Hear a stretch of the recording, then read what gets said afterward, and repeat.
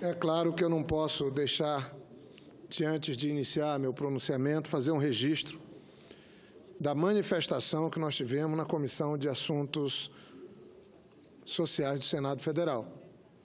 Hoje pela manhã, nós tivemos uma deliberação onde, por 10 votos a 9, tendo votos de senadoras e senadores do PMDB, do PSDB, nós barramos numa comissão de mérito, a Comissão de Assuntos Sociais, a tramitação, na maneira que ela está sendo feita, da reforma trabalhista.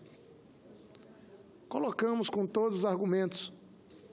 A reforma trabalhista chegou com 7 artigos no Congresso, ganhou mais de 100 artigos e modificações na Câmara dos Deputados, e agora o governo e sua base de apoio tenta impor ao Senado Federal, que aprecia uma matéria complexa, que mexe com a vida das brasileiras, dos brasileiros, do presente e do futuro, sem fazer nenhuma única alteração.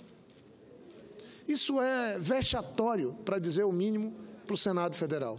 Essas propostas de reforma estão dividindo o Brasil, não no meio, mas dividindo entre aqueles que se empoderaram, se encastelaram no poder, e a ampla maioria da população que está se sentindo ameaçada com esses tempos que, mesmo vivendo uma democracia, nós estamos vivendo um autoritarismo onde se impõe a retirada de direitos tão fundamentais para os brasileiros e as brasileiras. Eu espero, sinceramente, que uma matéria como essa tramite, que se faça a reforma trabalhista, que se faça uma reforma previdenciária, que se faça uma reforma tributária, que se faça uma repactuação na relação da União, dos estados e municípios. Mas não dessa maneira. Não desse jeito que leva o Brasil para trás, que deixa sob ameaça as mulheres que trabalham na área rural, que deixa sob ameaça as pessoas que, fragilizadas por 14 milhões de desempregados, têm que agora resolver sua vida com o patrão, com o empregador. Uma reforma que possa desburocratizar, facilitar a vida de quem quer gerar emprego e renda, porque é importante pessoas fazerem empreendimentos, gerar emprego e renda, mas numa relação onde sempre vai ter que ter um mediador na relação do trabalho, entre o empregado e o empregador, sempre tem que ter um mediador. E essa proposta está querendo tirar o papel importante da Justiça do Trabalho, das leis trabalhistas e desse papel tão fundamental de mediação que o Estado tem que ter, tem que cumprir quando diante de conflitos. Mas, senhor presidente, eu venho à tribuna para fazer um registro que me comoveu, me deixou muitíssimo feliz participar da posse da nova diretoria do Sindicato dos Trabalhadores Rurais de Chapuri. Fui a Chapuri no sábado, foi algo emocionante. Ano que vem, nós vamos estar lembrando os 30 anos da morte de Chico Mendes. Chico Mendes, que é tão importante nas nossas vidas no Acre, para a história do Acre, mas também para essa agenda socioambiental que o Brasil começou a experimentar. E faziam 12 anos que companheiros nossos que lutaram com Chico Mendes, que defendem seus ideais, estavam fora do sindicato. Houve uma eleição democrática, o Assis, nosso querido amigo Assis, ganhou, Assis Monteiro, tem como vice-presidente o Francisco Bezerra Neres.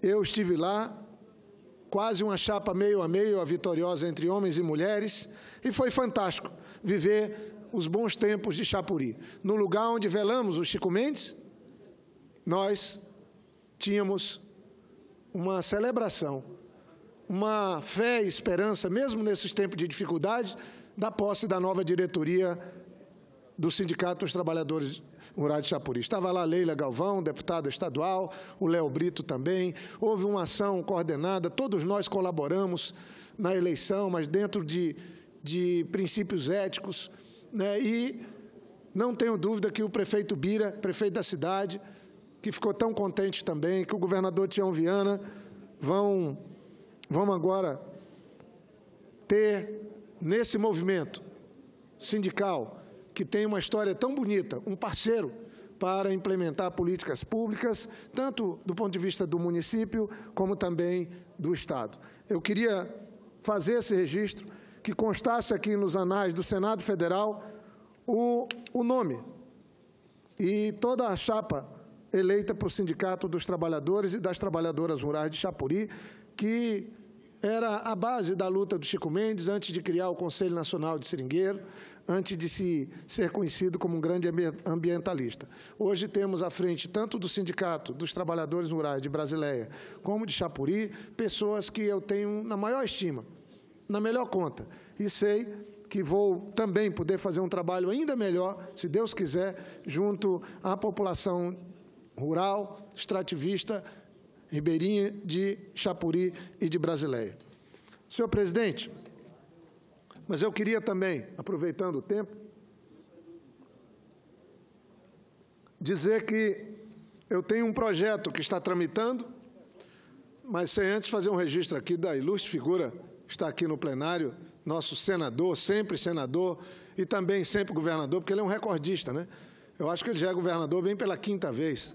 Não, mas é pela 3ª vez, governador do estado do Piauí, que consegue, sem falsa modéstia, junto com o governador Tião Viana, sem nenhum demérito por demais, 27 governadores, vocês são os sobreviventes, governador Wellington, querido amigo Wellington, porque na maior crise que o Brasil vive, inclusive institucional, política e econômica, com desemprego, com a falta de investimentos, com uma crise de credibilidade, o estado do Piauí, o estado do Acre, estão indo em frente, seguem seguindo em frente graças aos governadores que têm. Claro que outros estados também, mas eu faço referência a esses dois, são estados pequenos, têm problemas gravíssimos, mas tanto o governador Tião Viana como o governador Wellington estão fazendo investimentos, estão gerando emprego, estão tendo e merecendo ter a confiança da população do estado do Piauí e do estado do Acre.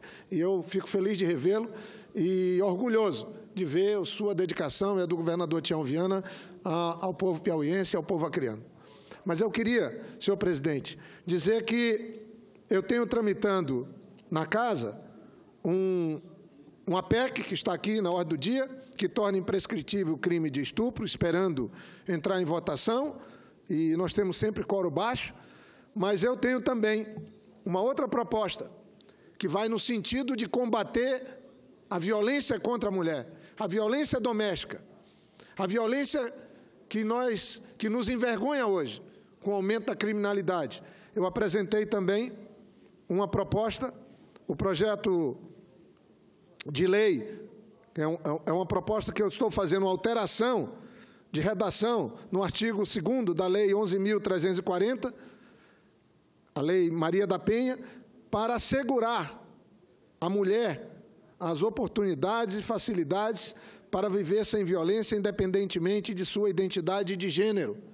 Nós temos, senhor presidente, pessoas, mulheres, que nasceram pensando como mulheres, viveram como mulheres, mas não têm, do ponto de vista biológico ou do ponto de vista formal, essa caracterização de serem mulheres. A questão de gênero.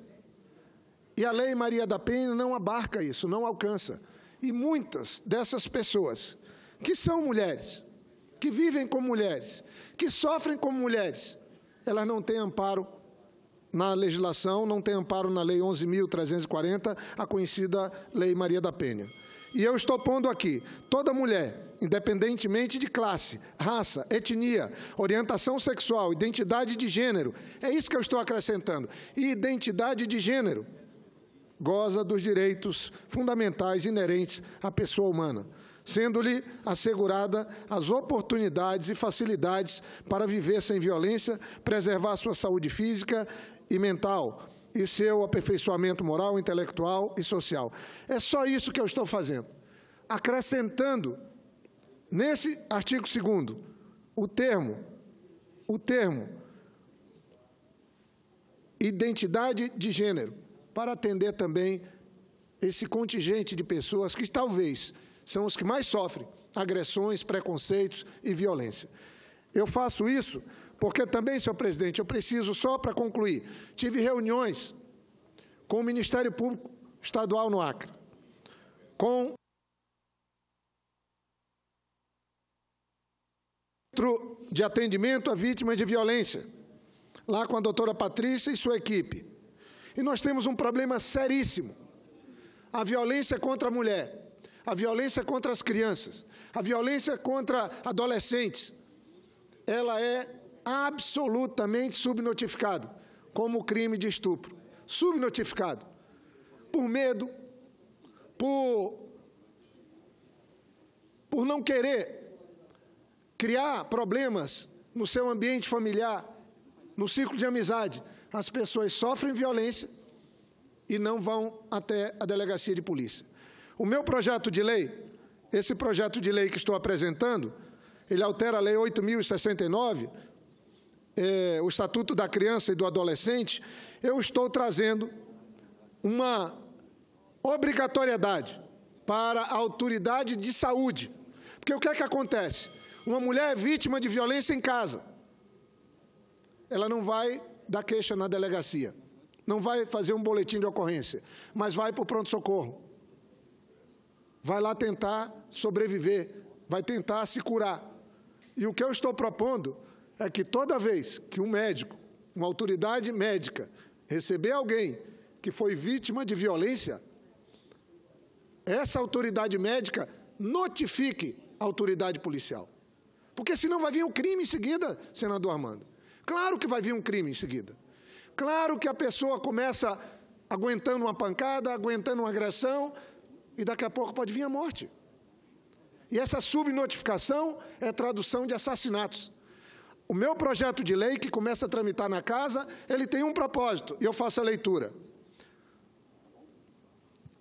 O caput do artigo 13 da Lei 8.069 passa a vigorar com a seguinte redação: são de notificações obrigatórias pelos profissionais da saúde, autoridade sanitária, os casos suspeitos ou confirmados, atendido nos serviços de saúde pública ou privado, de crime contra a dignidade sexual de criança ou adolescente, de castigo físico, de tratamento cruel ou degradante e de maus tratos contra crianças ou adolescentes, que serão obrigatoriamente comunicados ao Conselho Tutelar da respectiva localidade, sem prejuízo de outras providências legais.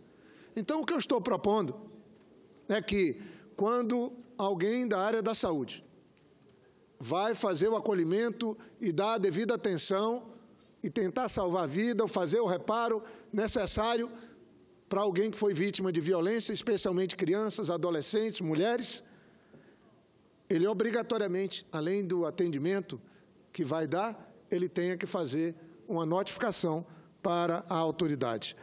O artigo 2º da Lei 8.069 passa a vigorar acrescido do artigo 13A. E eu leio, senhor presidente, já concluindo. Os profissionais de saúde que atenderem casos suspeitos ou confirmados de crime contra a dignidade sexual de crianças ou adolescentes deverão comunicá-los à autoridade policial em até 24 horas, a fim de que sejam adotadas as providências legais cabíveis. Essa é a proposta que eu estou trazendo. Eu estou, a partir dos operadores do direito, de reuniões que fiz com o Ministério Público, com movimentos sociais, com juízes e juízas, com delegadas e delegados, com autoridades policiais. Há, hoje no Brasil, uma subnotificação dos crimes contra pessoas vulneráveis, menores, que não têm como se defender. E acho que é justo que toda vez que uma autoridade policial, uma autoridade da saúde, se deparar com um crime como esse, ela recorra e em 24 horas notifique a autoridade policial, que aí sim vai investigar, vai apurar, vai verificar se houve crime ou não. Os dados da violência no nosso país são assustadores. Os dados nos envergonham. As vidas perdidas, a violência que se vive no Brasil é algo que é indescritível. Os dados divulgados recentemente no Dia Internacional da Mulher mostram que 22% das brasileiras sofrem ofensas sofreram ofensa verbal no ano passado. Um total de 12 milhões de mulheres. Estou falando de 12 milhões de mulheres. Além disso, 10% das mulheres sofrem ameaça de violência física. 8% sofrem ofensa sexual, 4% recebem ameaças com faca ou arma de fogo. E ainda, 3%, 1,4 milhões de mulheres sofrem espancamento ou tentativa de estrangulamento. E 1% levou pelo menos um tiro. Esses são os dados, esses são os números que nos envergonham a todos. Então, pacificar essa relação, homens e mulheres, com leis mais duras, com leis que possam ser aplicadas, pacificar essa relação entre homens e mulheres, com menores, com pessoas que dependem de outro, é fundamental. Então, eu tenho 3 projetos, um que torna imprescritível o crime de estupro, o outro que inclui na lei, como beneficiária da Lei Maria da Penha, quem seja vítima de violência por conta de gênero, e essa outra que obriga a autoridade da saúde, quando se deparar com um problema de violência contra as mulheres, contra crianças e adolescentes, ela fica obrigada, a comunicar à autoridade policial. Era isso que eu tinha para apresentar. Aproveito para cumprimentar o presidente da Casa, que acaba de chegar, senador Eunício Oliveira. Muito obrigado.